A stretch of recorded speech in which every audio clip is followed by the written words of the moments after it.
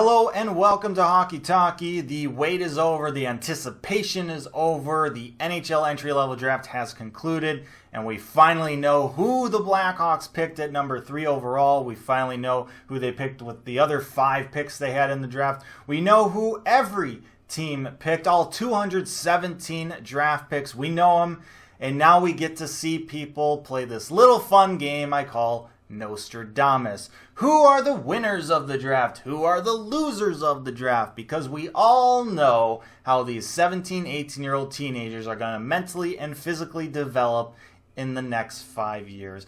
I don't want to say it's a pointless exercise, but take it with a huge grain of salt. Nobody knows. The fact of the matter is, and history has shown us this time and time again, the vast majority of these prospects, of the 217 picked in this entry-level draft, won't pan out. They won't become NHL regulars for a variety of reasons. They just don't develop. There are draft picks that are picked in following years that just overpass them. The NHL game is just on a different level. What your success was in juniors doesn't necessarily translate to the NHL level. You might also have injuries. There are a variety of reasons that these guys just don't pan out, especially after you get past the first round. Obviously, there are diamonds in the rough. There are late round guys that make it through the weeds, make it into the NHL, and are really good players in the NHL. There are even undrafted players like that. But for us, at this moment in time, a day or 2 days, even the day of a draft, declaring what teams are winners and losers without actually seeing them play a single game in the NHL, it's pretty ludicrous. Now, it's fun to try and predict these things, but like I said, please, please, please, please take it with a huge grain of salt. For instance, let's just hop in a time machine here. Let's go back 5 years. Let's take a look at the 2014 NHL Entry Level Draft. Top 3 picks: Aaron Ekblad, Sam Reinhart, Leon Draisaitl. All 3 of those guys, pretty darn good NHL players. I'm not saying nobody pans out. Obviously, top guys in each draft class tend to become pretty decent players. Beyond that, though, especially beyond the first round, uncertainty definitely skyrockets. You look at guys like Brendan Perlini, drafted 12th overall. Nick Schmaltz, 20th overall in that draft class. They're no longer on their same teams anymore. They got traded for each other. Well, and Strome. But when you have guys that aren't even on their same teams within 5 years, how can you really say who's winners and losers? Are either of those 2 guys better than David Pastrnak, who got drafted 25th overall that draft? I'd say no. Then you got John Quenneville, 30th overall, last pick in that first round. It didn't really pan out for the Devils. We'll see how he pans out, maybe for the Blackhawks. There's a lot of uncertainty. Nobody can predict the future. Oh, and I didn't even mention Braden Point. That's a 3rd rounder that's about to get a huge payday. So I'm not going to sit here and say the Blackhawks had a great draft or the Blackhawks had a terrible draft. Stan Bowman needs to be fired. I'm not going to do that. I don't want to do that.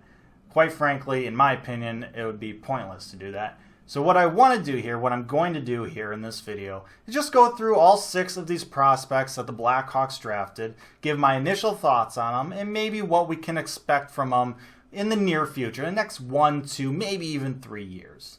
So with that said, let's talk about the Blackhawks' first-round draft pick. Now, we didn't have a Ryan Hartman deal this year that got us another first-round pick, so we only had 1 this year, but thanks to the lottery, it was number 3 overall, and that was very exciting. Now, a lot of people, including myself, thought the Hawks were going to pick a guy like Alex Turcotte. Some people even thought Bowen Byram, but in the end, the Blackhawks go with 6'4" centerman out of Saskatoon, Kirby Dach.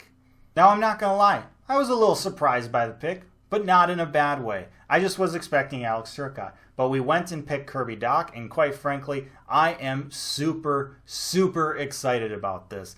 Here's the thing. The number 3 to number 6 range of these prospects are fairly interchangeable. They're all going to be really good players.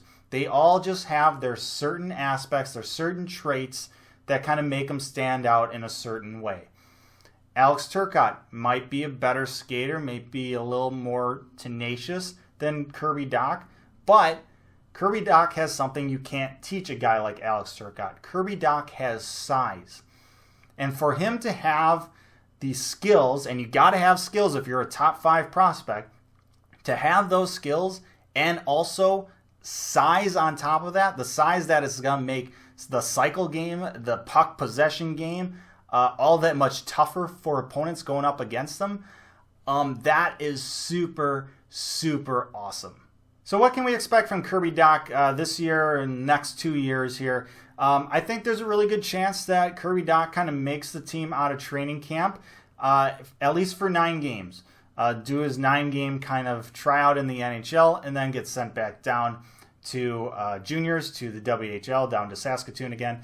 Or if Anisimov gets traded this offseason, I think his chances of being in the NHL and sticking in the NHL next season goes up pretty drastically. But don't be concerned if he is not on the NHL team next year, if he's down in juniors, down in the WHL again. Remember, Jonathan Toews, number 3 overall in 2006, didn't go straight from the draft to the NHL. He needed a year before reaching the NHL. And we all know how that turned out, right? Pretty good.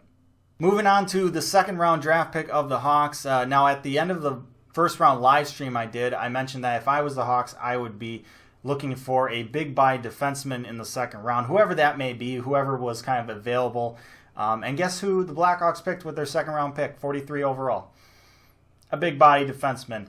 Alex Vlasic, 6'6", Illinois native too. This guy is massive defenseman. Used to play forward, so maybe a little Dustin Byfuglien in him. Who knows? But man, what a tower at the blue line this guy could be. Blackhawks said that they had him going in the first round, so him falling to number 43 seemed to be a positive in the Blackhawks book. This guy, he's going to be spending 2 years at Boston University, so he'll be a while until he's kind of looked at for the NHL. And that's not a problem. Defensemen kind of take longer to develop anyhow. But keep this guy on your radar. Try and watch and see how he develops in the NCAA. Keep an eye on him. This guy could be exciting. Now, the Blackhawks didn't have a third-round pick, but they did have 2 fourth-rounders. And admittedly, this is the part in the draft where it becomes kind of diamond in the rough status. The likelihood of these guys panning out and making it to the NHL are pretty slim. Not out of the question, but if it does happen, it'll be a nice surprise. With their first pick in the 4th round, 105 overall, the Blackhawks selected 6'3" left winger from the Czech Pro League, Michael Teply. He doesn't speak English all that well, so it's kind of hard to get to know him, but he does know how to say that he likes to score goals, and that's pretty cool. Now, he was ranked 14th overall in European skaters by the NHL Central Scouting. So to get a guy like that, a prospect ranked that high at 105, gives you some hope about this guy. Now, he's still years away, right? But keep an eye on him. He also could be a player that could be a good trade piece for some more immediate help. With their second pick in the 4th round, 123rd overall, the Blackhawks finally select a kid that's under 6 feet tall. They select 5'11" centerman from Finland, Antti Sorella. This kid is a speedster. Good acceleration, good speed with the puck, kind of like a Vinny Hinostroza type of player. So if he's got the grit, if he's got the determination, he could potentially, maybe long-term, maybe make it as kind of like a maybe 4th line kind of grinder type of kid. I don't expect him to make it into the NHL, but he could be a kid that makes maybe Rockford fun to watch for a while. We'll have to wait and see, but this is definitely one of those guys that's going to be a long-term project. No 5th round pick for the Hawks, so moving on to the 6th round, 167th overall, the Blackhawks select 6'6" goaltender Dominic Boss. I mean, that is Ben Bishop type of size. That is the next best thing to having a walrus in net. Never a bad idea to continue to restock your goalie pipeline, especially with Crawford only having 1 year left on his deal. Currently, we don't know what's going to happen after this year once that contract is over with, especially with his health concerns. So never a bad idea to keep getting goalies in the system. Now, goalies take a while to develop. It'll take Dominic a while to develop. He's committed to Colorado College. This is a name that you probably won't see for another 5 years, and then maybe you'll be like, oh, this guy's in Rockford now. That's pretty much the timeline we're looking at.